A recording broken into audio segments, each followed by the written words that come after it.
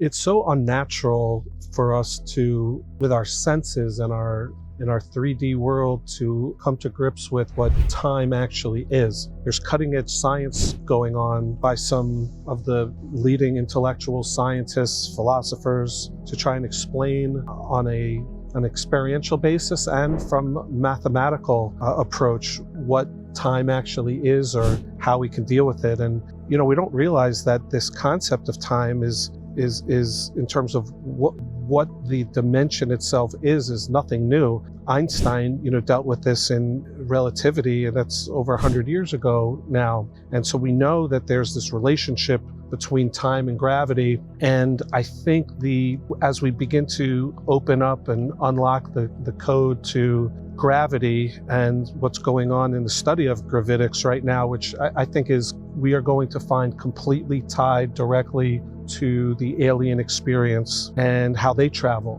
because it's clear that we can't really go anywhere, even in the known universe that we see, with any kind of technology. Even if we advanced it 100 times, we're still not traveling fast enough to be able to actually get anywhere. And so to accomplish the travel over vast distances, there must be some other way. And I think the solution ultimately, as we find out, as we become interstellar travelers, that mastery of gravity is going to be a key component into the travel solution. And time is directly related to that. We know even from basic physics now that we deal with in everyday life.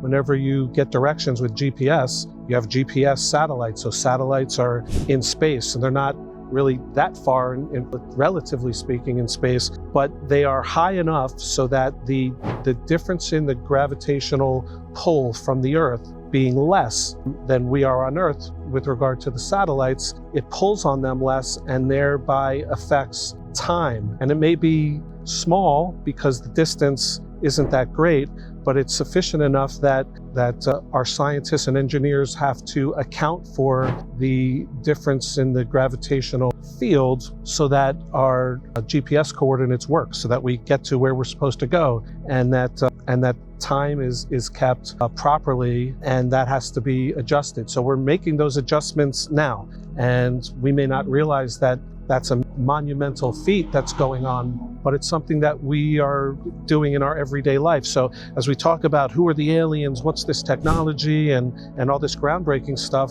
we've been doing this for quite a long time. We've known about it for quite a long time, and now we're actually putting into experiments some of the theories that come out of Einstein. And one of those, has to do with the quantum entanglement that the Nobel Prize was just issued for just a couple of years ago. And I'm a layperson, as I've said, so I have very little understanding. I would never be able to speak effectively on the math and the science. I don't have the vocabulary. Frankly, I don't have that intelligence. That's fine. But we're all partaking in that every day, as I've said, in basic technologies. And our scientists are showing through experimentation that Einstein was actually right. Einstein himself really didn't like the idea of quantum entanglement, which he coined the phrase when he talked about it as spooky action at a distance. And so in basic terms, what we're finding is that entangled particles could be separated without regard to distance. And when we take a measurement of those, whether it's a measurement of a spin up or spin down, the entangled particle will have an immediate reaction to that measurement process without regard to distance. So the particles themselves are entangled, which means that the space-time fabric that we think we're limited by is actually not a limitation at all. We just don't know yet how to master it and use it. But in terms of experience, as we experience time, and if people have had deja vu experiences, I think the idea is going to begin to build in society that what the concept of time actually is. And I'd like to give a couple of thoughts about that from my own personal experience. And I've listened to a number of speakers talk about it. that I recommend people absolutely go to for content who speak about these subjects a lot more eloquently than I can. And one of them is Rupert Spira. If you've ever listened to him, if you haven't, absolutely go find him. He talks so intelligently about time, and his delivery is just second to none. It's incomparable. And he gives some, really nuts and bolts explanations for how to think about it, or even a child can begin to tackle these topics. And some of that is that, the illusion of time. Think of things if things are actually happening in multi-dimensional space. And Bashar, people know the channel Bashar, talks about this as well, about you're not actually changing the world when we try to influence things in our lives, that everything is coexisting at the same time and in an infinite number of dimensional realities. So that when we're talking about manifesting, we're not actually changing the world that we live in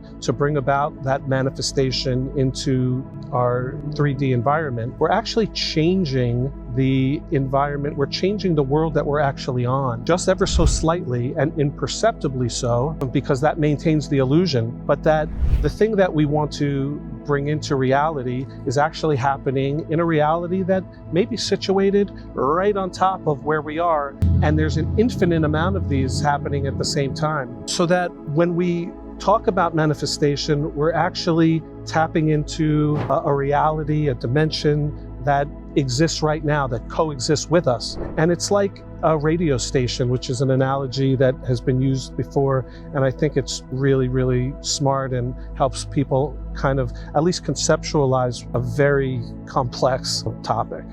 Or like a TV station. If you're listening to the radio or you're watching TV, you know that there are songs being played on adjacent radio stations or TV stations, and you just have to turn the dial on that radio and you will pick up another song. So you're tuning into another frequency wave, another vibrational state that's close by, that's coexisting, but we're focused on this one and not that one. But if we can learn through these practices that I'm talking about, and sometimes with the help of the tools of psychedelics and plant medicines, we can change our vibratory state and experience a reality, a dimensional reality that's very close by, and bring that into existence. So when you think about it this way, the concept of time is more like a hub and a spoke, where we're at the center, and if we could just tap into one of the adjacent dimensions, then we can experience that in our reality. And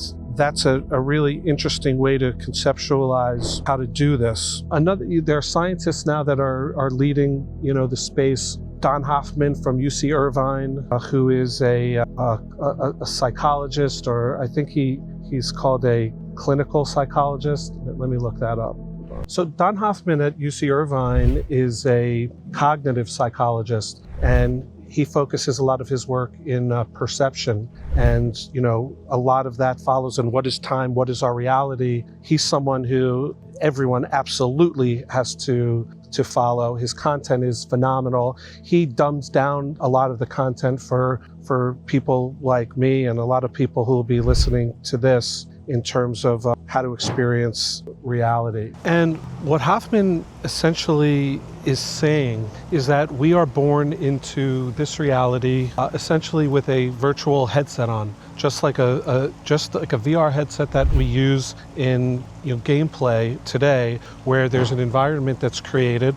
And rather than what most of science is stuck on right now, and most scientists now are still in this physicalist framework, where we're studying molecules and then atoms, and you're getting smaller and smaller, breaking it down into subatomic particles, and then you get into quantum mechanics and string theory. But that all of the measurements that we can take are of physical particles that exist on our plane. And Hoffman is saying you can continue to probe smaller and smaller there, but there's two things. Number one, we've run into a roadblock, so to speak, where the experimentation is now showing that we can only probe space to a limit, and we can only probe time to a limit. And so what he's saying is there's a deeper, a more fundamental layer that exists beyond the desktop, as he calls it, of reality that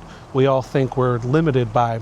And in that regard, time is something that potentially may emanate from only our reality, and in our brains, that it's a construct that we use to be able to navigate through the world every day. But that doesn't necessarily mean that it's fundamental. And that's really the crux of where we're going, what Hoffman is studying. And he uses, basic science too, and the evolutionary theory and natural selection, and includes that in his work, and has backed that up with mathematicians where they're running computer simulations to show how would evolution evolve a species to see reality as it is. And he does this in a series of what he calls by analyzing fitness payoffs, and basically comes to the conclusion that nothing we see in our daily life is actually real.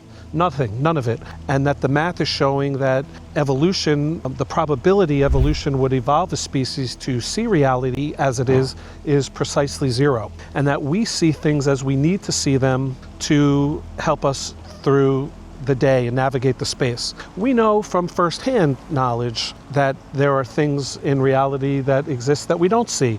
We don't see gamma rays, we don't see X-rays, we don't have the field of vision and our senses like some other animals who are able to see a lot more of the light spectrum, and their senses are a lot more attuned than ours. But we see things in a way that allows us to best navigate our life. But the question then is, what is it that what are we seeing? How are we processing it? And we don't see with our eyes. We see a data structure. We don't actually know what we're seeing when we look at, the world outside, when we look up at the sun, when we look at anything.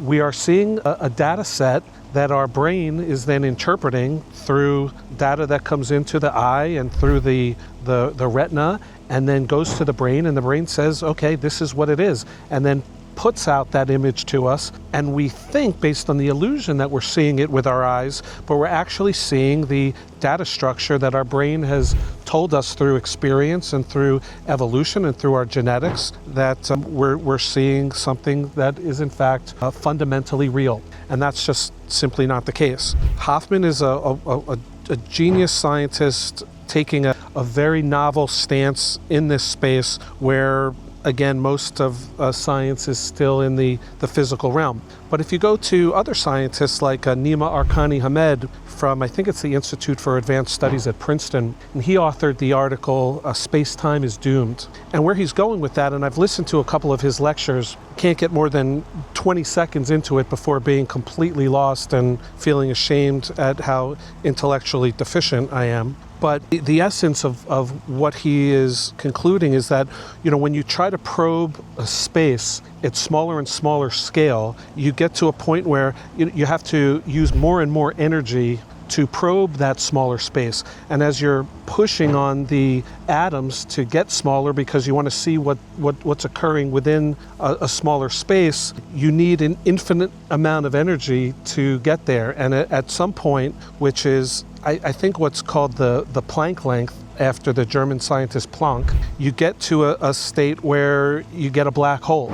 You cannot look at a distance smaller than the Planck length because our capabilities end there. There's nothing smaller. We can't use our mathematics to probe that. And it's the same with time. As we probe smaller and smaller dimensions of time, we end up in a similar situation. And the conclusion of all this is just that the space-time reality that we live in is wonderful for us, and it gives us the ability to navigate the world, but it is not fundamental. And so that's the question Hoffman is asking, that's the question, Nima is probing, and with regard to time, then the question is does time simply emerge from our brains, from the structure that we are born into and we're genetically programmed to understand? Does time just exist in our reality for us so that we can put things together in terms we can understand from a past, present, and a future,